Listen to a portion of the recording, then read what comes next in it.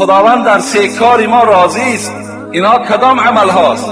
یکم چیزی که برای ما راضی می شود، پروردگار خوشنود می شود، این است که ما پروردگار عبادت کنیم و به خدا شریک نیاریم. خداوند راضی می شود این که فقط و فقط از همون ذات شما حاجت طلب کنید. اولین چیزی که از شما راضی می شود.